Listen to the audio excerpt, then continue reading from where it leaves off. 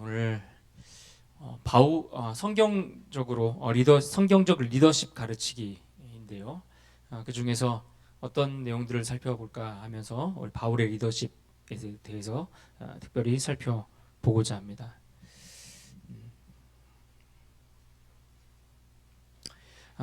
여러분, 리더십이 무엇이라고 여러분 생각하십니까?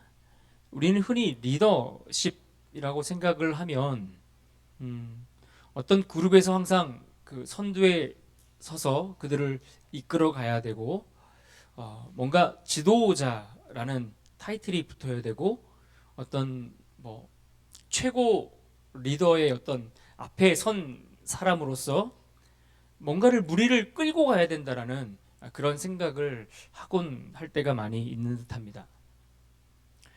리더십은 단순히 권력을 행사하거나 사람들을 지휘하는 것을 가리켜서 리더십이라고 이야기하기에는 한계가 좀 있습니다. 그보다는 리더십은 내가 함께하는 사람들에게 영향력을 줄 수 있는 그 무엇을 가리켜서 리더십이다라고 이야기하는 것이 더 맞는 설명일 것 같습니다. 존 맥스웰이 그가 쓴 리더십의 21가지 불변의 법칙이라는 책에서 리더십은 영향력이다라는 이야기를 했습니다.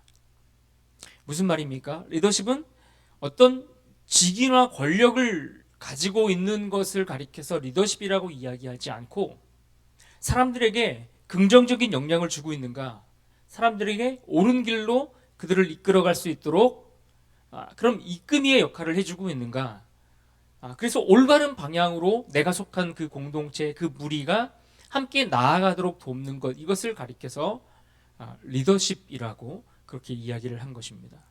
그러니까 여러분들이 뭐 반장이 아니어도 뭐 이렇게 교육자가 아니더라도 어떤 직책을 맡지 않았더라도 우리가 함께 모이는 그 모임 안에서 여러분들이 누군가에게 선한 영향력을 주고 그들을 옳은 길로 인도하기 위한 그런 역할들을 감당하고 있다면 충분히 우리는 내가 속한 그곳에서 바른 리더십의 그것을 발휘하고 있다라고 그렇게 이해할 수 있는 것입니다. 성경에서도 특히 이 리더십에 대해서 사람을 다스린다라고 그렇게 가르치거나 그렇게 말씀하지 않고, 하나님을 따르며 오히려 하나님을 섬기는 것, 이것이 더 리더십에 가까운 모습이다라고 설명해주고 강조해 주는 것을 볼 수 있습니다. 따라서 정리를 해보면 리더십이라는 것은 단순히 어떤 조직을 이끄는 능력이 아니라 사람들에게 방향을 제시하고 함께 어떤 목표를 향해 이루어 나가도록 이끌어가는 어떤 영향력, 그들을 돕는 영향력, 이것을 가리켜 리더십이다라고 그렇게 정리할 수 있을 것 같습니다. 특히 성경에서 말하는 이 리더십은 사실 세상에서 이야기하는 리더십과 조금의 차이가 있습니다. 근본적으로 차이가 있는데, 주로 세상은 권력이나 어떤 명예, 어떤 힘을 이렇게 발휘할 수 있는 위치에 있는 자들에게만 주어지는 어떤 그런 힘을 리더십이라고 그렇게 설명하곤 합니다. 권력, 명예 또는 업적, 이런 것들을 중심으로 그것들이 평가되고, 그래서 그가 리더십이 있느냐 없느냐, 얼마나 많은 성취를 가져왔느냐, 얼마나 많은 사람들에게 힘을 줄 수 있는 자리에 있느냐, 이것을 가리켜서 리더십이라고 평가를 하지만 성경에서의 리더십은 그보다는 오히려 섬김과 희생, 그리고 순종, 이런 것들을 강조하고 있다는 것입니다. 그러니까 그렇게 따져보면 섬김이나 희생이나 순종은 우리가 흔히 생각하는 리더십의 자리에서 어떤 힘을 발휘하는 그런 개념과는 너무나 거리가 멀죠. 섬김은 어떤 힘을 가지고 하는 것이 아니지 않습니까? 오히려 힘을 빼고 낮아지고, 희생은 오히려 내 것을 포기해서 나누어주면서 그렇게 하는 것들이 희생이고, 순종도 그런 것 아니겠습니까? 그러니까 성경에서 말하는 리더십의 개념과 세상이 말하는 리더십의 개념과 근본적으로 이렇게 차이가 있다는 것을 우리가 알면 좋겠습니다. 예수님에 대해서도 이 리더십과 관련돼서 하신 말씀이 있는데, 그 중에 가장 관련 있는 말씀이 바로 마가복음 10장에 있는 이 말씀이라 생각이 듭니다. 우리 앞에 화면을 보면서 같이 한번 읽어볼까요? 함께 읽겠습니다. 시작. 너희 중에 누구든지 크고자 하는 자는 너희를 섬기는 자가 되고 너희 중에 누구든지 으뜸이 되고자 하는 자는 모든 사람의 종이 되어야 하리라. 이것이 예수님이 오늘 우리들에게 그리고 예수님을 따르는 제자들에게 이러한 사람이 영향력을 끼칠 수 있는 정말 리더십을 가진 사람이다라고 말씀을 하시면서 뭐라고 말합니까? 크고자 하는 자는 먼저 섬기는 자가 되라. 너희 중에 으뜸이 되고자 하는 자는 모든 사람의 종이 되어야 된다. 이 말씀을 하셨다라는 이야기입니다. 이처럼 성경적인 리더십이 무엇이냐라고 이야기할 때에 이처럼 다른 사람을 위해 희생할 줄 알고 또 하나님께 순종하는 것, 다른 사람을 위해 나를 내어줄 줄 알고 하나님 앞에서 순종하는 것, 이것이 성경에서 말하는 리더십의 핵심이다라고 이야기할 수 있습니다. 그래서 성경에는 이와 같은 원리를 자기 삶 속에서 보여주었던 많은 지도자들도 있고 많은 하나님의 사람들이 있음에도 불구하고 그 중에서 특별히 이것을 가장 잘 보여준 인물이 오늘 우리가 다루려고 하는 사도 바울이라 그렇게 생각이 듭니다. 그래서 오늘은 사도 바울이 보여주었던 그의 사역 속에서 그의 삶 속에서 보여주었던 그의 리더십의 특징들을 몇 가지로 나열하면서 함께 살펴보려고 합니다. 사도 바울이 보여줬던 그의 리더십의 아주 중요한 특징 가운데 첫 번째는 바로 소명에 대한 확신입니다. 사도 바울은 원래 어떤 사람이었습니까? 그는 기독교인들을 박해하고 또 그러한 자들을 잡아서는 일에 가장 앞장섰던 이가 바로 사도 바울이었습니다. 그래서 그 이름은 원래 바울이기 전에 사울이라는 이름이 그에게 먼저 있었던 것을 우리는 잘 알고 있습니다. 그래서 그는 유대인의 지도자로서 또 유대인들로부터 공문을 받아서 기독교인들을 체포할 그런 어떤 문서를 가지고서 다메섹으로 향하는 도중에 그 길에서 바로 극적인 사건을 경험하게 되는데 바로 예수 그리스도를 만난 사건입니다. 다메섹에 있는 그리스도인들을 잡아가기 위해서 그 길을 가던 도중에 예수님을 만난 아주 극적인 사건이 그의 인생 가운데 찾아왔습니다. 그래서 사도행전 9장 1절과 2절을 보시면 같이 한번 읽어볼까요? 사울이 여전히 주의 제자들을 대하여 위협과 살기가 등등하여 대제사장에게 가서 다메섹 여러 회당에 가져갈 공문을 청하니 이는 만일 그 도를 따르는 사람을 만나면 남녀를 막론하고 결박하여 예루살렘으로 잡아오려 함이라. 그러니까 당시 이 사도 사울은 예수님의 제자들을 붙잡아 박해하려는 것, 예수님을 따르는 무리들을 잡아서 그들을 감옥에 가두는 것, 이것이 그의 분명한 삶의 목적이었고 목표였습니다. 이 목적을 가지고 다메섹으로 가고 있었다는 것입니다. 그런데 그때 갑자기 하늘로부터 강한 빛을 보았다라고 성경은 말씀해주고 있고, 그러면서 사도행전 9장 4절에 보면 사울아 사울아 내가 어찌하여 나를 박해하느냐, 이 음성을 듣게 됩니다. 다시 말해 예수님께서 직접 이 사울에게 찾아오셔서 그를 부르신 것입니다. 그러면서 뭐라고 말씀하십니까? 내가 박해하는 그 대상이 바로 나 예수님 자신이라는 사실을 그에게 알려주셨고 밝혀주셨습니다. 그래서 이 일을 겪고 나서 사울이 어떤 과정을 지나가게 됩니까? 그 강한 빛에 의해서 예수님의 음성을 듣고 나서 그는 3일 동안 앞을 보지 못했다라고 성경은 기록해주고 있고요. 또 먹지도 못하는 그런 상태에 있었는데 이후에 하나님께서 아나니아라는 사람을 데려다가 그를 만나서 그에게 안수하게 하심으로 그가 다시 보게 되어 눈을 뜨게 되어 성령으로 충만한 사람으로 그의 사역이 새롭게 시작되는 것을 성경이 우리에게 보여주고 있습니다. 그러니까 이전에 예수님을 만나기 전에 그의 닫혀 있었던 그 시야가 새롭게 띄어지고 열리면서 그동안 보지 못했던 새로운 삶의 목적과 목표를 발견하고 깨닫게 된 것이죠. 그래서 그가 무엇을 위해 살아야 하는가에 대한 분명한 그 소명에 대한 확신을 그가 갖게 되었다라는 것입니다. 그래서 사도행전 9장 15절 말씀 같이 한번 읽어볼까요? 시작. 주께서 이르시되 가라, 이 사람은 내 이름을 이방인과 임금들과 이스라엘 자손들에게 전하기 위하여 택한 나의 그릇이라. 예수님께서 그에게 분명한 사명을 주신 겁니다.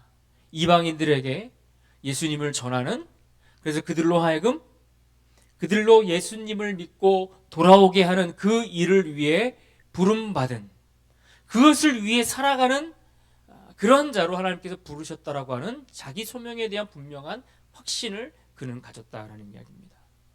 그래서 바울은 이 이후에 자신이 박해하던 그 예수님을 따르는 사도로 완전히 변화된 자로서 살아갑니다. 그래서 이방인들에게 복음을 전하는 그 사명을 가지고서, 그 확신을 가지고서 모든 일에 임하는, 그래서 그의 소명이 그가 하는 모든 일의 시작과 출발점이 되고 있다는 것을 우리는 알 수가 있습니다. 이처럼 사도 바울의 그 리더십 가운데 그 시작은 하나님의 부르심으로부터 출발했다라는 것을 알 수 있습니다.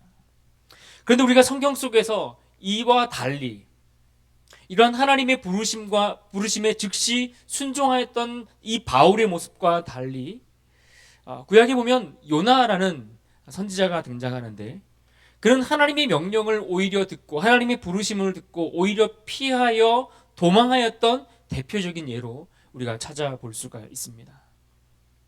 요나서 1장 1절과 3절 말씀에 보시면 여호와의 말씀이 아미떼의 아들 요나에게 임하니라. 이르시되 너는 일어나 저 큰 성읍 니느웨로 가서 그것을 향하여 외치라. 그 악독이 내 앞에 상달하였음이라 하시니라. 하나님께서 이 요나 선지자를 불러서 동일하게 이에게도 사명을 주셨고 부르심의 소명을 주신 겁니다.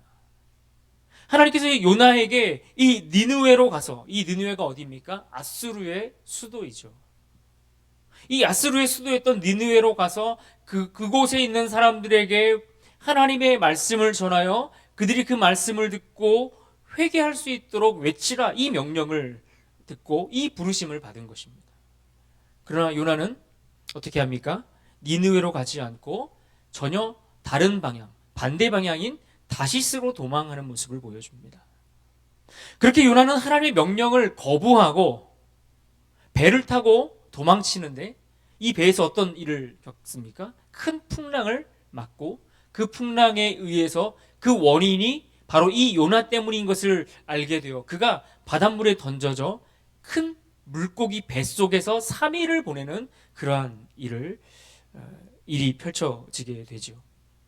결국 큰 물고기 뱃속에서 3일을 보냈던 이 시간들을 통해서 그는 다시 하나님의 부르심에 대해서, 하나님의 명령에 대해서 다시 청종하여 듣기는 하지만, 그런 실제로 이 요나의 모습을 살펴보면 그가 니느웨로 가서 복음을 전하기는 했고 하나님 말씀을 전하기는 했지만, 회개를 외쳤지만 여전히 하나님의 그 자비하심에 대해서 제대로 받아들이지 못하고 있는 그의 모습을 우리는 볼 수가 있습니다. 그래서 4장 2절 말씀에 이렇게 말씀합니다. 여호와여, 내가 고국에 있을 때에 이미 말하지 아니하였나이까. 그러므로 내가 빨리 다시스로 도망하였사오니 주께서는 은혜로우시며 자비로우시며 재앙을 내리지 아니하시는 하나님이신 줄 내가 알았음이니이다. 그러니까 요나는 지금 하나님의 뜻을 온전히 따라갔다라기보다는 자신의 감정과 생각이 앞섰다라는 이야기입니다. 자신의 생각과 감정이 앞서다 보니 하나님의 부르심에 대한 확신을 가지고 어떤 일을 행하는 것이 아니라 오히려 하나님의 그 부르심을 거부하고 거기에 온전히 순종하지 못했던 그런 리더로 평가받을 수 있었다라는 것입니다. 이처럼 사도 바울은 하나님의 부르심 앞에 그는 완전히 변화되어서 즉시 순종하여 사명자로 변화되어지는 리더의 모습을 우리에게 보여주었다면, 이 요나는 사실 마지막까지 온전히 하나님의 뜻을 깨닫지 못하여 불순종의 안타까운 모습을 우리가 보게 되는 그러한 모습들을 우리가 찾아볼 수 있습니다.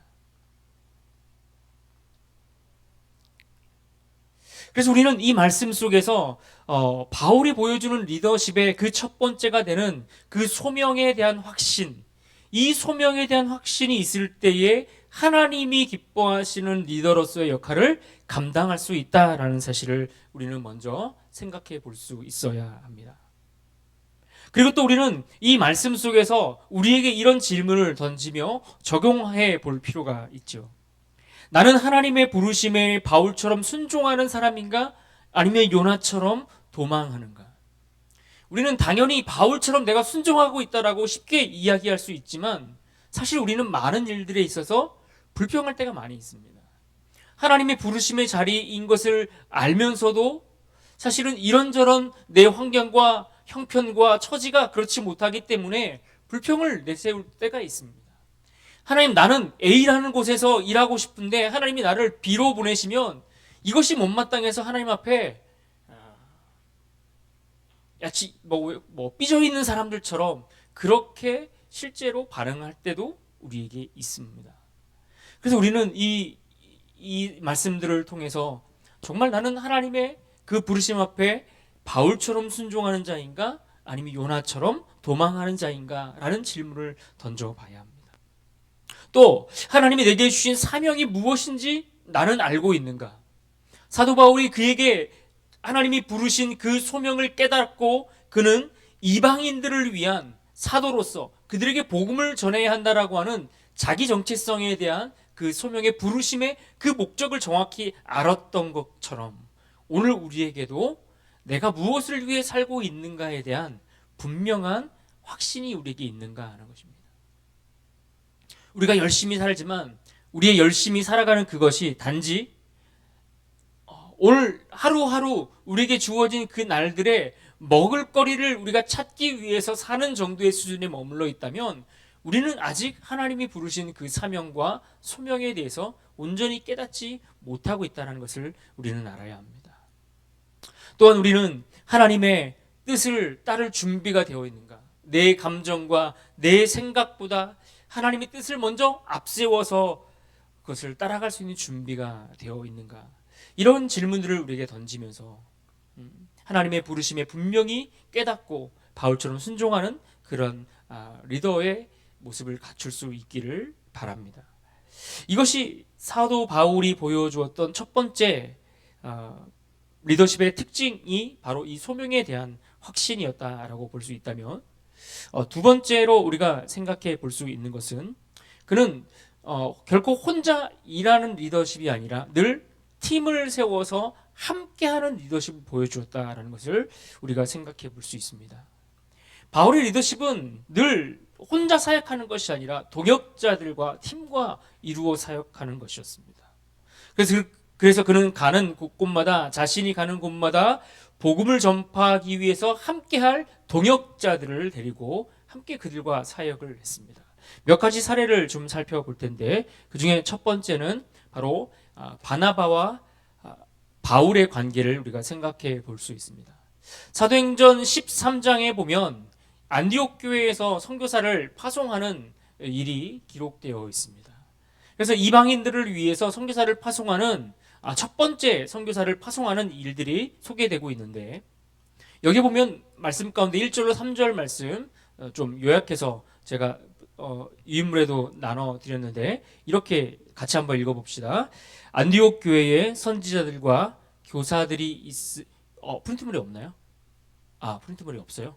네, 알겠습니다.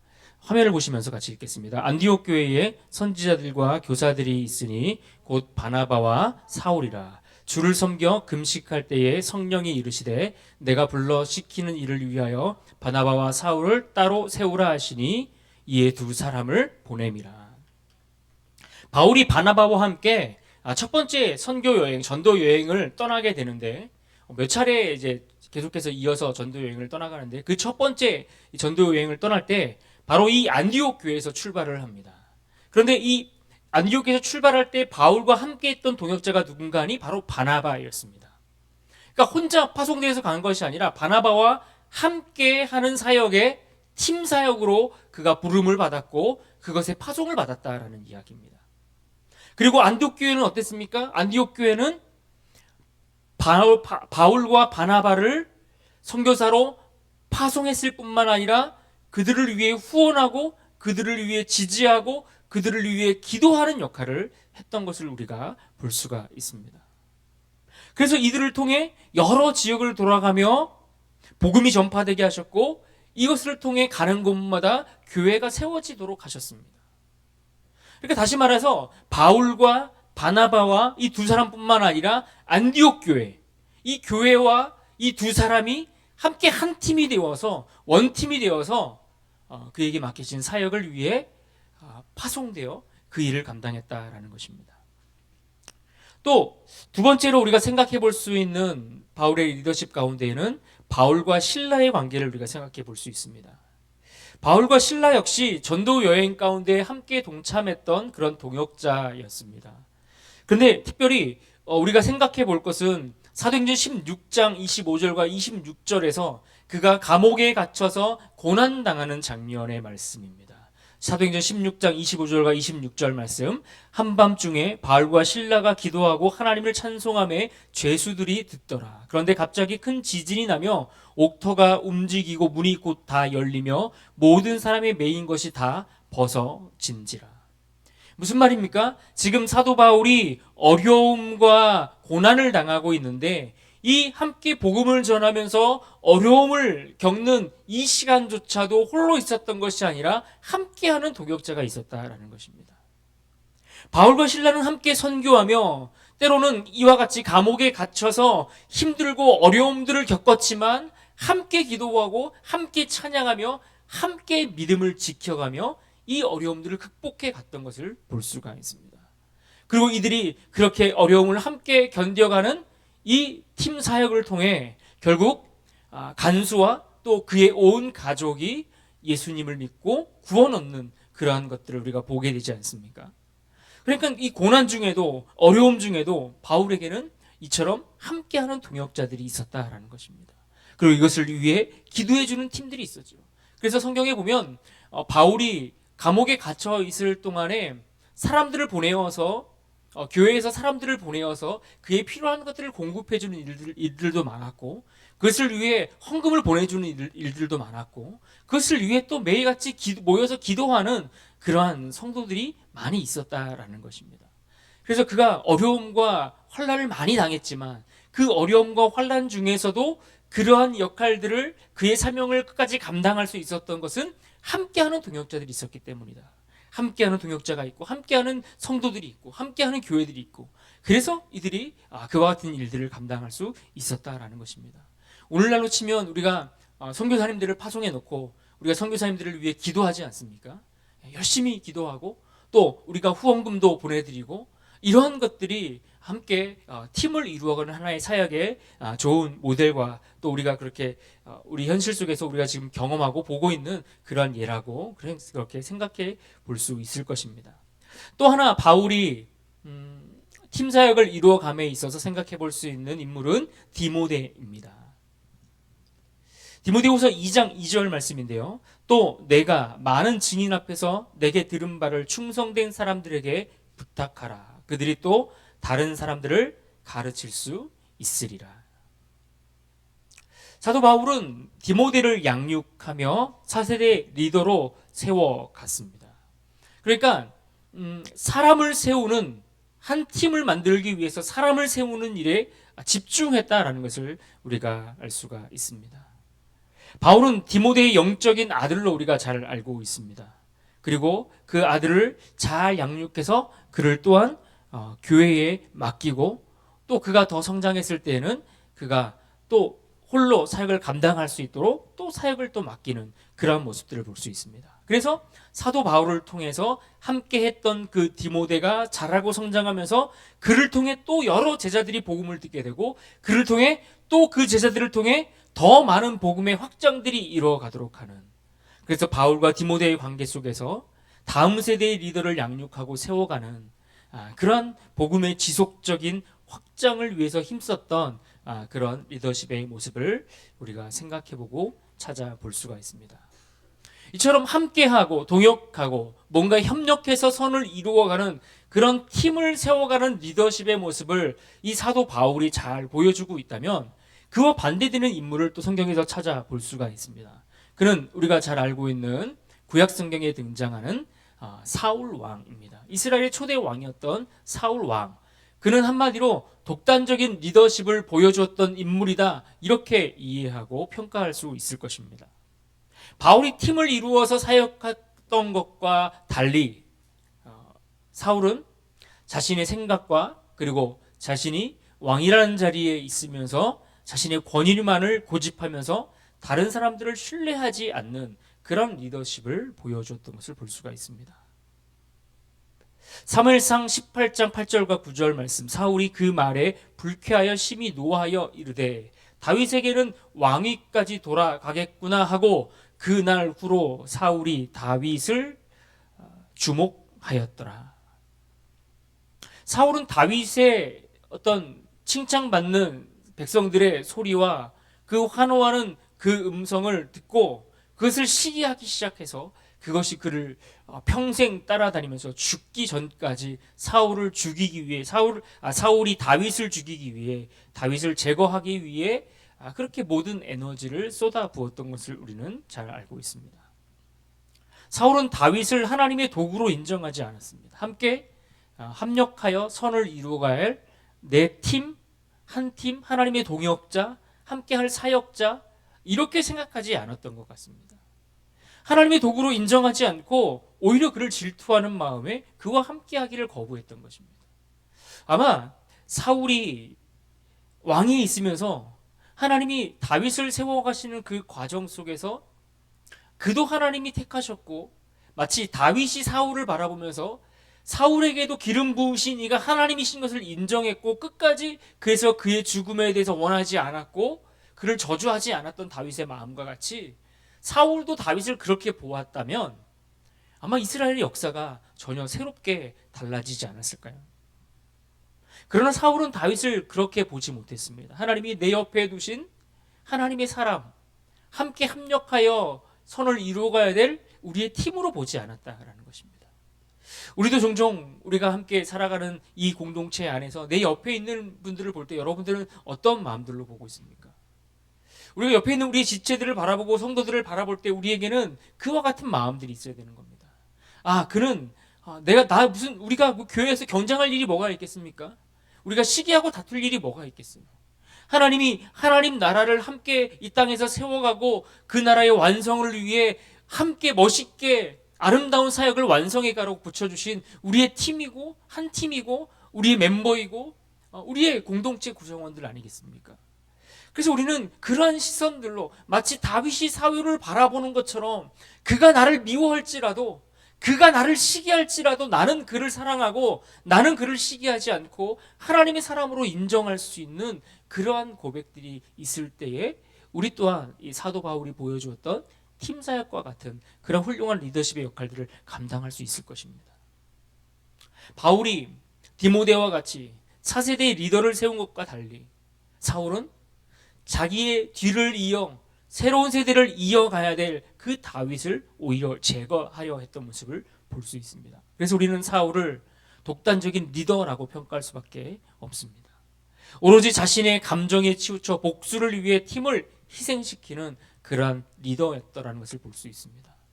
뿐만 아니라 그는 하나님 앞에 제사를 드리는 그 일에 있어서도 굉장히 독단적으로 행했던 것을 우리는 잘 알고 있습니다. 사울이 이르되 사무엘이 정한 기한 안에 오지 아니하고 백성은 내게서 흩어지고 이에 번제를 드렸더니 사무엘이 이르되 왕이 망령되이 행하였도다. 사울은 지금 하나님 앞에 순종하기보다는 자신의 판단이 먼저 우선시되어서 행하고 있는 모습을 우리에게 보여주고 있습니다. 사울은 지금 백성들이 전쟁을 앞두고 모여있는 그 군사들이 흩어지고 떠나갈까 두려워서 제사를 직접 드렸다고 했습니다. 그러니까 자신의 두려움이 앞서서 하나님을 신뢰하지 못하기 때문에 그 두려움이 앞서서 결국 하나님이 세우신 그 질서와 그 절차들을 다 무시하는 모습을 보여주고 있는 것이죠. 이는 하나님께서 그를 버리고 결국 다윗을 택하겠다라고 말씀하셨던 결정적인 계기가 바로 이 독단적인 제사를 행하는 그 일들을 통해서 되어진 것을 우리는 알고 있습니다. 바울이 항상 이처럼 하나님의 인도하심과 또 함께하는 동역자들을 중요하게 여기고, 그래서 팀을 만들어서 그 한 팀으로 사역하고 한 팀으로 하나님이 맡기신 사역들을 감당하기 위해 애를 썼던, 그것을 중요시했던 것과 사울이라는 왕은 전혀 다른, 완전히 대조적인 모습을 우리에게 보여주고 있습니다. 결국 바울과 실라, 디모데와 같은 동역자들을 세우고 협력해 가기를 힘썼다면, 사울은 오히려 함께 힘을 모을 수 있는 다윗과 같은 이들을 제거하려고 노력했죠. 그래서 팀을 세우고 제자를 양육하는 이것이 바울의 리더십의 스타일이라고 한다면, 사울 왕은 혼자 결정하고 독단적인 행동을 하는 것입니다. 누구의 말도 듣지 않고 오로지 자기의 판단과 기준만으로 행동하는 그러한 모습을 보여줍니다. 결국 하나님께 대하여 바울은 순종하고 맡길 수 있는 그러한 믿음과 리더십이 있었다면, 사울에게는 자신의 판단만을 앞세우는 그러한 모습에 불과하다. 그래서 결국 사울 왕은 어떻게 되었습니까? 그 결과 왕위를 잃고 완전히 몰락의 길을 가게 되었습니다. 그러나 반대로 사도 바울은 함께하며 팀을 중요시 생각하고 또 다른 사람을 세워주는 역할들을 잘 감당했기에, 그로 하여금 교회를 더 많이 세우게 하고 복음을 확산하게 하는 그 역할을 하나님께서 감당하게 하셨던 것을 우리는 볼 수 있습니다. 우리는 이 시간들을 통해서 또 다시 한번 이 모습들을 통해서 우리에게 적용해 볼 질문들을 던져보면 좋을 것 같습니다.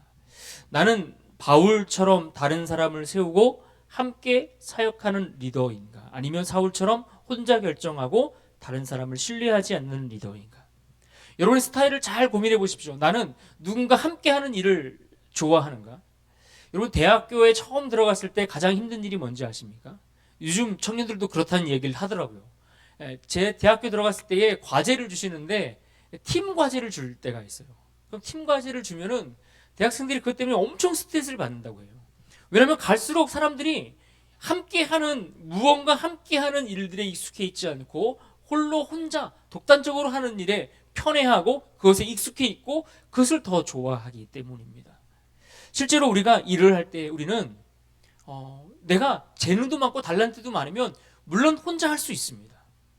달란트가 많고 재능도 많아서 모든 일을 혼자 척척 알아서 하는 것도 중요하지만, 그러나 하나님 나라를 이루어가는 사역에 있어서는 혼자 뛰어난 것이 중요한 것이 아니라 내가 가지고 있는 그 달란트를 어떻게 사역해서 함께 만들어갈 수 있는 것인가, 이게 더 중요하다는 사실을 우리가 기억할 수 있어야 됩니다. 그래서 전도회 회장이나 교사나 어떤 역할들을 만들었을 때에 나 혼자 딱 쥐고서 돌격 앞으로 이렇게 하는 것이 아니라 일을 나누어주고 분배하고 나보다 조금 못하는 사람이 있으면 기다려주기도 하고 또 격려하기도 하면서 그렇게 일을 만들어갈 수 있는 리더십을 훈련하는 것, 이것이 오늘 우리에게 필요한 내용이다라고 할 수 있습니다. 그래서 우리는 늘 다른 사람과 함께하는 그러한 사역을 하는 그런 리더인가, 아니면 혼자 결정하고 다른 사람을 신뢰하지 않는 리더인가. 뭔가 혼자 한다라는 것은 다른 사람에 대해서 믿지 못하는 마음이 있기 때문에 그렇거든요. 맡길 수 없는 마음들이 있는 거예요. 불안한 염려, 불안할 수 있고 염려가 있을 수 있죠. 그러나 망친다고 크게 뭐가 달라지지 않거든요. 큰일 나지 않습니다. 그래서 때로는 우리가 불안하고 염려해도 누군가에게 일을 나눠주고 맡기는 것, 이것들도 우리에게 굉장히 필요한, 우리가 훈련해야 될 영역이다라는 것을 우리가 생각해 보면 좋겠습니다. 그래서 결국 우리는 하나님이 주신 동역자들과 협력하는 리더인가라는 질문을 던져봐야 합니다. 바울이 보여주었던 리더십은 이처럼 혼자 사역을 감당하지 않고 팀을 세우는 것이었습니다. 늘 바울 옆에는 동역자들이 있었고 그들과 함께하는 이들이 있었고, 그는 마지막까지 외롭지 않은 삶을 살았습니다. 그래서 그 길이 고단하고 참 힘들고 낙심될 만한 그 길을 걸어갔지만, 그러나 그의 인생은 결코 외로운 길이 아니었다는 것을 우리는 생각해 봐야 합니다. 그래서 우리도 바울처럼 이 동역자들과 함께 협력하며 하나님의 사역을 잘 감당하는 그런 리더들로 우리 모두가 잘 성장해 갈 수 있기를 간절히 바랍니다. 우리 세 번째 모습을 찾아볼 텐데요. 세 번째는 복음 중심의 리더라고 제목을 붙여봤습니다. 복음 중심의 리더. 바울이 가장 중요하게 여겼던 사역의 핵심은 무엇인가? 늘 십자가 중심의 예수 그리스도께서 이루신 십자가 사역의 그것을 중심을 가지고서 그것을 위해 항상 사람들에게 말하고 그것을 가지고서 더 격려하고 그것을 위해 달려갔던 그런 리더십을 보여줬다라는 것입니다. 고린도전서 2장 1절과 2절 말씀인데요.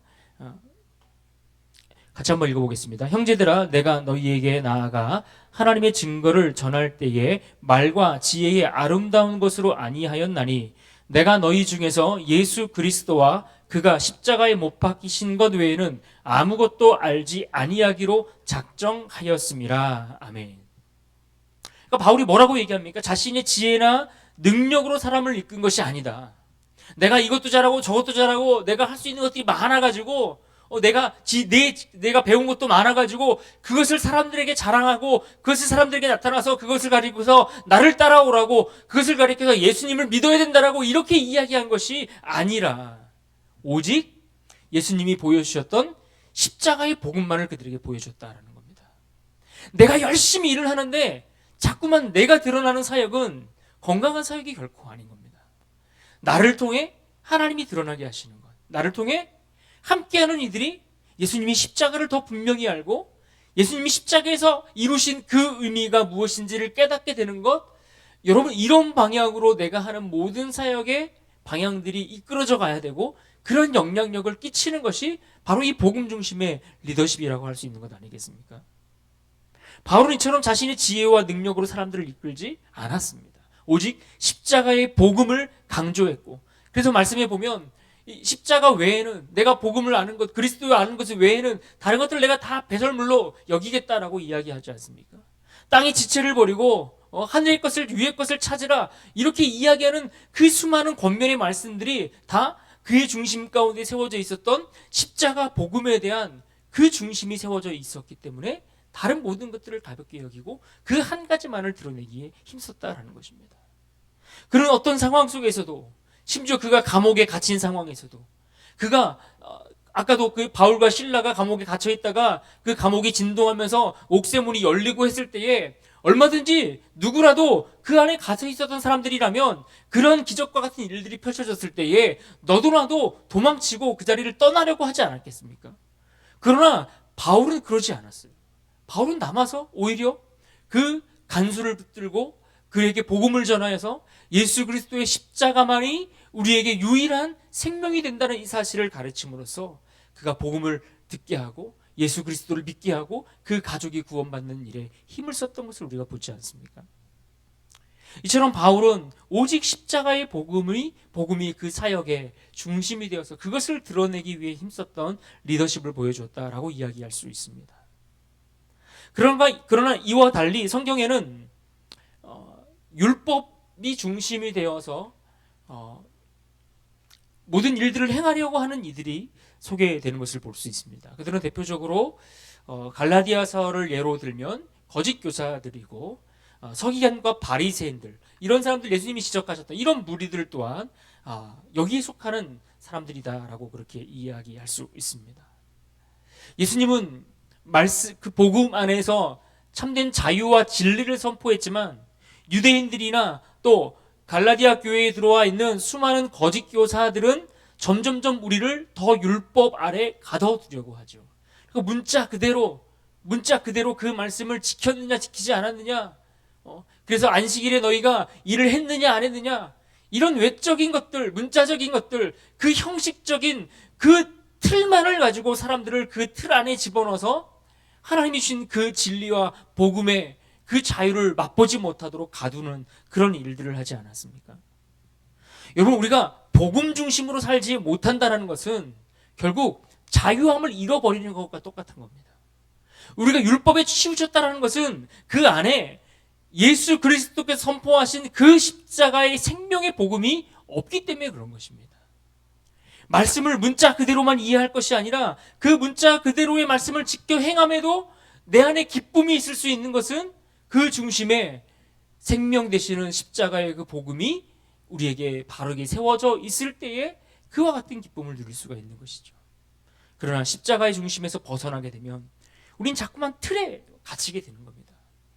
오늘 우리가 교회에 새벽 예배 일주일에 몇 번 나왔느냐, 내가 말씀을 몇 번 읽었느냐, 몇 번 기도했느냐, 자꾸만 이렇게 수치적인 그런 어떤 데이터를 통해서만 내 신앙을 확인하고 검증하려면 그것은 하나님 보시기에 결코 내가 자유자의 진리 가운데 있는 것이 아니라 오히려 갇혀있는, 묶여있는 자의 모습 아닙니까? 내가 어떠한 자리에 있든지 어떤 상황에 있든지 예수 그리스도가 내 안에서 드러나고 중심이 될 때에, 그것을 최우선으로 삼을 때에 우린 비로소 사도 바울이 보여주었던 그와 같이 복음 중심의 리더십을 통해 또 많은 사람들에게도 그런 참된 자유를 선포해 줄 수 있는 그러한 영향력을 끼칠 수 있는 사람들이 될 것이다 라는 이야기를 우리 함께 나누고 싶습니다. 이 말씀 속에서도 우리에게 또 질문을 던져봅시다. 그러면 나는 사람의 인정보다 하나님의 기쁨을 구하는 자인가? 그러니까 예수 그리스도를 중심으로, 십자가를 중심으로 살아간다는 것은 사람에게 매여 있는 인생이 아니라는 것을 의미하거든요. 그래서 내가 정말 사람에게 인정을 받기 위해서, 누군가에게 칭찬을 받기 위해서, 잘했다라는 이야기를 듣기 위해서 내가 이 일을 하고 있는가? 아니면 하나님이 주시는 그 기쁨을 누리기 위해서 내가 오늘 이 자리를 지키고 있는가? 우리의 가정의 자리도 마찬가지고, 또 교회에서 주어진 어떤 역할에 대해서도 마찬가지고, 어느 곳에서든 좀 마찬가지입니다. 사람에게 기쁨을 구하고 있는가? 하나님의 기쁨을 구하고 있는가? 그리고 두 번째 질문처럼 내 삶의 중심이 과연 예수 그리스도인가? 예수 그리스도를 위해 모든 것이, 내 삶이 그것을 위해 초점 맞춰져 있는가? 이 질문을 우리가 이 시간에 각자에게 던져보고 적용해 보면 좋겠습니다. 네 번째 내용들을 살펴보면, 네 번째로 보여주었던 사도 바울의 보여주었던 리더십의 특징은 인내와 헌신의 리더십이다라고 제목을 붙여봤습니다. 고린도후서 11장 23절로 25절에 있는 말씀인데요. 내가 수고를 넘치도록 하고 옥에 갇히기도 더 많이 하고 매도 수없이 맞고 여러 번 죽을 뻔하였으니 유대인에게 40에서 하나 감한 매를 5번 맞았으며. 사도 바울은 어떻습니까? 복음을 전하기 위해 많은 고난을 겪었던 인물입니다. 그 복음을 위해 수많은 고난을 감수했다라고 이야기합니다. 매를 맞았고 옥에도 갇혔고 배가 난파되어서 파손되는 그런 일들도 있었고 여러 가지 죽을 고비와 위기들을 그가 겪었지만 끝내 그는 이 위기들과 이 고난 앞에서 포기하지 않았다는 겁니다. 포기하지 않고 끝까지 하나님 맡기신 사명을 감당하며 결국 인내를 통해 하나님이 허락하신 열매를 이루었던 리더십이 바로 사도 바울이 보여줬던 리더십이라고 볼 수 있습니다. 우리가 좋은 마음으로, 기쁜 마음으로, 즐거운 마음으로, 유익하고 선한 마음으로 시작을 하다가 중도에 포기하는 경우들이 많이 있지 않습니까? 하나님을 섬기는 일도 그렇고, 또 우리에게 주어진 일상에서, 가정에서 내가 해야 될 무엇인가 내게 허락하신 그 일들을 이루어감에 있어서도 다 마찬가지입니다. 우리가 언제나 시작은 할 수 있습니다. 그러나 그 시작이 끝까지 가는 일은 동일하게 모두가 끝까지 가는 것은 아닙니다. 우리가 매년 연초에 시작하면서 우리가 다짐하고 결정하고 결단하지만 연말이 될 때까지 우리의 다짐과 그 결단이 무너지지 않도록 그것을 유지하고 그것이 끝까지 가도록 인내하고 헌신하는 일은 결코 쉬운 일이 아닙니다. 그러나 열매는 인내를 통해 이루어집니다. 열매는 마지막까지 인내하고 헌신하는 그것을 통해서 주어지는 것이 열매입니다. 그러나 성경에는 이 사도 바울이 보여주었던 모습과 달리 가룟 유다 같은 인물들을 생각해 볼 때 그는 좋은 마음으로 주님을 따르고 예수님의 제자로 출발했다가 결국 예수님을 배반하고 예수님을 등졌던 그런 인물입니다. 그는 인내하지 못하고 그의 시선을 세상 가운데 빼앗겨 버려 결국 아름다운 열매를 얻지 못했던 인물이 바로 가룟 유다이죠. 유다는 돈을 사랑하는 사람이었다라고 성경은 그렇게 묘사해 주고 있습니다. 그래서 돈을 사랑하여 결국 예수님을 배신했다라고 하는 겁니다. 그가 물론 예수님을 따라가면서 어떤 물질의 유혹이 있을 수 있겠죠. 예수님의 그 십자가의 길을 쫓아가면서 세상의 어떤 경제적인 논리가 그런 요구들이 나로 하여금 그 사명의 길을 가지 못하도록 흔들 수도 있겠죠. 그러나 우리는 그러한 수많은 유혹들 앞에서 흔들리지 않고 그 고난을 감수하며 복음을 붙들었던 바울과 같은 그 믿음의 자세가 우리에게 요구되고 있다는 것입니다. 그러나 유다는 인내하지 못하여 결국 예수님을 배신했던 인물이 되고 말았습니다. 그렇다면 오늘 우리는 어려움 속에서 신실하게 사역하기를 결단하는 마음들이 있는가? 편한 길을 선택하려는 유혹에 빠져 있지는 않은가? 우리가 주님을 믿는 것이 좀 고되다고 생각이 들고 버겁다고 생각이 돼서 조금 더 쉽게, 좀 더 편하게 그렇게 신앙생활 하려고 하는 유혹에 빠져 있는 것은 아닌가라는 질문을 던져보면 좋겠습니다. 그래서 우리에게도 이 사도 바울과 같이 인내하는 믿음과 헌신하는 그 믿음을 통해서 결국 열매를 얻는 그런 아름다운 리더십을 우리가 갖추는 모두가 될 수 있기를 바랍니다. 마지막 다섯 번째로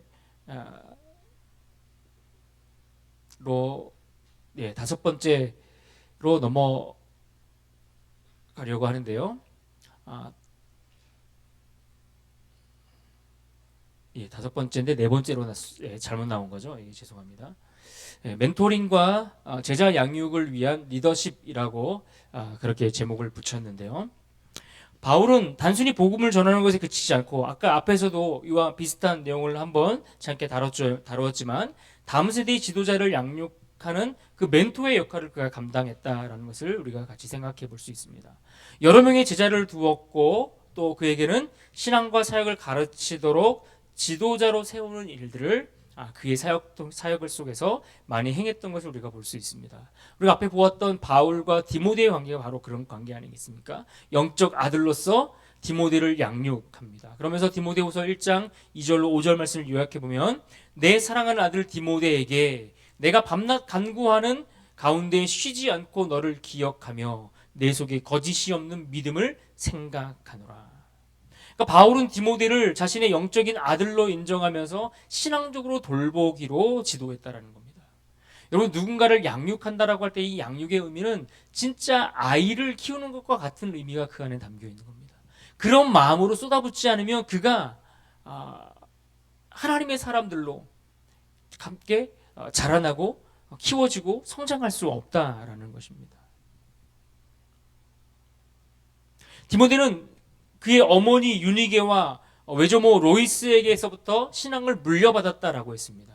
신앙은 그의 부모로부터 물려받아서 그가 신앙생활을 시작했지만 그러나 그가 잘 자라나도록 훈련하고 양육하는 일은 바울이 그를 직접 제자 삼아 그에게 멘토로서의 역할을 감당하며 그를 성장시켜 나갔던 것을 우리가 기억해 볼 수 있습니다. 그래서 결국 디모데가 복음의 전파의 사명을 맡을 수 있는 리더로까지 성장하는 것을 우리가 보게 되죠. 그래서 디모데서 후서 2장 2절 말씀에 내가 많은 증인 앞에서 내게 들은 바를 충성된 사람들에게 부탁하라. 그들이 또 다른 사람들을 가르칠 수 있으리라. 그러니까 바울도 디모데에게 양육하면서 제자들을 양육하는 법을 또한 가르쳤다는 겁니다. 내가 너를 양육하고 키워서 잘 성장하게 했던 것처럼 너도 그 복음을 다른 사람들에게 잘 가르쳐서 그들도 성장하여 리더의 역할을 감당하고 누구에게 복음을 전할 수 있는 자로 세워가도록 사람을 훈련하는 지도자가 되도록 그렇게 당부했다라는 이야기입니다. 또 바울과 디도의 관계를 살펴보면 바울과 디도의 관계 속에서 이 디도 역시 교회의 지도자로 세움받았던 인물입니다. 같은 믿음을 따라 나의 참 아들 된 디도에게 내가 너를 그레데에 남겨둔 이유는 남은 일을 정리하고 각 성의 장로들을 세우게 하려 함이라. 바울은 지금 디도를 향해서 뭐라고 얘기하냐면 내가 너를 그레데 섬에 남겨둔 이유는 장로들을 세우고 교회를 잘 조직하는 역할을 하기 위해서 맡기고 그것에 남겨두었다라는 이야기를 하고 있는 겁니다. 무슨 말입니까? 단순히 사람을 잘 옆에서 훈련하고 양육하고 성장시키는 것으로 끝나지 않고 그들에게 또한 감당할 수 있는 일들을 맡기는 그 자리까지 나아갔다라는 것입니다. 우리가 교회에서도 우리가 제자 훈련들을 하고 성경 공부도 하고 여러 가지 훈련들을 하지 않습니까? 또 앞으로도 많은 훈련들을 우리가 하게 될 것입니다. 그런데 이런 훈련을 하는 이유가 무엇입니까? 실제적인 사역에 책임을 맡는 리더의 역할을 감당하기 위해서 그 훈련을 하고 있는 것입니다. 그래서 교회에서 어떤 역할을 어떤 지도자 역할을 감당하려면 마땅히 그 훈련의 과정들을 거쳐 가야겠지요. 근데 결국에는 그 훈련의 목적은 훈련 받아서 그냥 끝나는 것이 아니라 그들도 누군가를 세울 수 있는 리더로 설 수 있도록 양육받는 것으로 끝나지 않고 누군가를 잉태하여 양육할 수 있는 그 자리에까지 나아가도록 하는 것, 이것이 바울이 디도를 통해서 하고자 했던 모습이었음을 우리가 볼 수 있습니다. 또 바울과 마가의 모습 속에서 우리는 이 바울이 실패한 제자를 다시 세워가는 모습을 우리가 생각해 볼 수 있습니다. 디모데후서 4장 11절 말씀, 누가만 나와 함께 있느니라. 내가 올 때에 마가를 데리고 오라. 그가 나의 일에 유익하니라. 지금 바울이 그의 인생의 후반부에 들어서서 마가를 찾고 있습니다. 왜 마가를 찾고 있습니까? 마가는 함께 그 전도 여행을 떠났다가 중간에 마음을 돌이키고 포기하고 돌아갔던 인물이었습니다. 1차 선교 여행 도중에 이 마가가 중간에 포기하고 돌아가는 일이 있었습니다. 그 후로 바울은 정말 마가를 다시 평생 보지 않을 것처럼 그렇게 말을 하기도 하고 그렇게 갈라섰습니다. 그런데 그가 이 마지막에 이 마가를 다시 부르는 그 모습 속에서 마가가 그만큼 성장했다라고 볼 수도 있지만 또 그가 성장하기까지 또 그 이후에 그의 말과 달리 그에게 도움을 주고 그가 잘 성장할 수 있도록 돕는 역할들을 해서 이제는 그가 마가와 함께 있기를 원하는 그런 단계까지 자라갈 수 있도록 성장할 수 있는 기회를 주고 그를 포용했다라는 것을 우리가 알 수 있는 것입니다. 그래서 바울의 이 멘토링을 통해서 마가는 중요한 사역자로 성장해서 하나님의 귀한 일들을 감당하는 것들을 우리가 볼 수 있지 않습니까? 그런데 이처럼 사도 바울이 많은 사람들을 양육하고 지도자로 세우고 훈련하는 그 일에 성공하고 잘하였던 그 모습과 달리 우리가 또 생각해 볼 수 있는 것은 엘리의 모습과 반대되는 경우를 그렇게 생각해 볼 수 있습니다. 이 엘리는 아들들이 타락했다라고 그렇게 성경에 기록되어 있는데 사무엘상 2장 12절에 이렇게 말씀합니다. 엘리의 아들들은 행실이 나빠 여호와를 알지 못하더라. 그러니까 엘리가 대제사장이었고 그의 자녀들도 제사장직들을 맡고 있었지만 그들은 하나님을 경외할 줄 몰랐다라는 것입니다.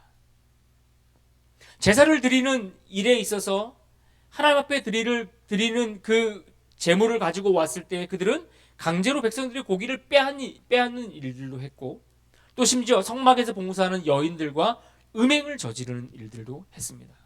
그런데 엘리가 그들을 어떻게 했는지에 대해서 성경은 구체적으로 그들이 그러한 자리에서 완전히 돌아서도록 책망하고 그들을 그렇게 잘못된 길에서 돌아서도록 양육하기 위해서 힘썼다라는 내용들을 찾아볼 수가 없습니다. 사무엘상 3장 13절 말씀, 그의 아들들이 저주를 자청하되 그가 금하지 아니하였습니다. 그러니까 오히려 저주받을 일들을 행하고 있는데 그것을 금하지 않았다라고 이야기하고 있습니다. 결국 엘리는 아들들의 죄를 알고도 제대로 책망하지 않았고 그 일들로 인해 결국 하나님은 엘리의 집안을 심판하셨고 결국 그 심판으로 인해서 그 집안은 망하게 되었다라는 것입니다. 사무엘상 4장 11절, 하나님의 궤를 빼앗겼고 엘리의 두 아들 홈니와 비느하스는 죽임을 당하였더라. 18절 말씀, 엘리가 의자에서 뒤로 넘어져 목이 부러져 죽었더라. 아들들의 죄로 인해 결국 가문 전체가 하나님의 심판을 받게 되는 안타까운 결과를 우리는 볼 수가 있습니다. 우리는 이것을 통해 우리에게 던져볼 수 있는 질문들은 무엇이 있을까요? 나는 바울처럼 우리는 바울처럼 다른 사람을 양육하는 지도자로서 지도자를 잘 세우는 그런 리더의 역할을 감당하고 있는가? 혹은 아니면 엘리처럼 책임을 방치하고 양육하는 일, 영적으로 특별히 양육하는 그 일에 소홀히 하고 있는가? 우리가 신앙생활을 하면요, 여러분들이 이제 교회 생활을 오래 하셨잖아요. 그러면은 여러분들은 직접 매일 뭐 이렇게 만나서 우리가 어떤 성경 공부 교재를 가지고서 성경 공부를 가르치고 하는 그런 역할을 하지 않는다 할지라도 사실 우리가 누군가에게는 계속 이런 영적인 양육의 관계에 있어야 한다라는 것입니다. 그러니까 우리는 신앙생활의 연수도 오래되었고 믿음 생활을 우리가 잘 많이 했고 그래서 어느 정도 믿음의 수준에 이르렀으면 뭔가 초신자들이나 믿음이 없는 연약한 자들을 우리가 챙기고 돌보면서 그들이 잘 자라가도록 그런 역할들을 해야 한다는 것입니다. 그런데 사실 교회들이 그런 역할들을 잘 하지 못하죠. 많은 경우 그저 어떤 면에 있어서는 영적인 양육을 하는 일에 그 소임을 우리가 제대로 감당하지 않고 있다라고 하고 않고 있다라고까지 이야기할 수 있을 것입니다. 그래서 나는 정말 누군가에게 이 영적인 양육을 위한 멘토가 되어주고 있는가? 우리 자신을 한번 생각해보고 질문을 던져보십시오. 내 주변에 나를 통해 어떤 영적인 돌봄과 그런 챙김이 필요한 사람들이 누가 있겠는가? 이런 것들을 같이 생각해보면 좋을 것 같습니다. 그럴 때 우리도 바울이 보여주었던 사람을 세우고 신앙을 가르치는 그런 리더십에 그래서 다음 세대를 양육하는 그런 리더를 또 세우는 그런 역할을 우리가 감당할 수 있을 것입니다. 이제 정리하면서 가려고 하는데요. 바울의 리더십 여러 가지를 살펴보았습니다. 먼저 첫 번째 리더십의 모습은 소명에 대한 확신이었습니다. 하나님의 부르심에 대한 묵상이 우리에게 있어야 하겠죠. 또 개인적인 하나님의 은혜를 주셨던 그런 기억들을 우리가 잘 간직하는 것도 필요합니다. 또 말씀을 깊이 연구하고 또 열심히 기도하는 것, 이런 것들을 통해서 우리에게 주신 소명들을 확인하고 그 부르심의 자리를 지켜갈 수 있을 것입니다. 또 팀을 세우기 위해서는 각자의 은사들을 우리가 서로 잘 알아야겠죠. 우리가 서로의 은사를 알아야 그 은사를 통해서 어떤 일에 우리가 어떤 팀과 같이 잘 어울려서 협력하여 일을 할 수 있는지를 우리가 또 배울 수 있을 것이고, 그러한 모임들이 우리에게 많이 있어지고 함께 그런 그룹을 통해서 일하는 사역들이나 이런 것들이 우리에게 많이 주어질 때에 팀 사역에 대한 훈련들도 우리에게 있게 될 것입니다. 또 복음 중심으로 우리가 살아간다라는 것은 결국 말씀 중심의 삶을 추구하고 있는가라는 것을 묻고 있는 겁니다. 복음 전도에 대한 헌신이 있는가? 우리가 전도하는 일에, 영혼을 구원하는 일에 우리가 열심을 가지고서 있는가? 십자가 중심의 메시지가 있는가? 전도를 해야 되는데 어떻게 전도해야 될지 몰라요. 예수님을 소개해야 되는데 예수님을 뭐라고 소개해야 될지 몰라요. 한두 마디 말을 건네고 나면 더 이상 복음에 대해서, 신앙에 대해서, 예수님에 대해서 전할 내용들이 없다면 우리는 십자가 중심의 메시지가 내 안에 아직 정리가 되지 않은 겁니다. 또한 삶으로 복음을 증거하는 일들, 이런 일들을 통해서 우리가 점검해 볼 수 있을 겁니다. 또 인내하기, 이것은 우리에게 닥치는 고난을 오히려 성장의 기회로 바라보는 시각들을 키워가는 것이 필요할 것이고, 또 영적인 훈련과 그런 연습들을 계속해서 우리가 경건의 훈련을 받는 어떤 교회에서 하는 여러 가지 훈련들이나 여러 가지 상황들을 통해서, 사역들을 통해서 이런 영적인 훈련들을 지속해 가는 것들, 그리고 서로를 격려하는 그러한 연습들을 통해서도 인내하는 이러한 과정들을 우리가 밟아갈 수 있으리라 생각합니다.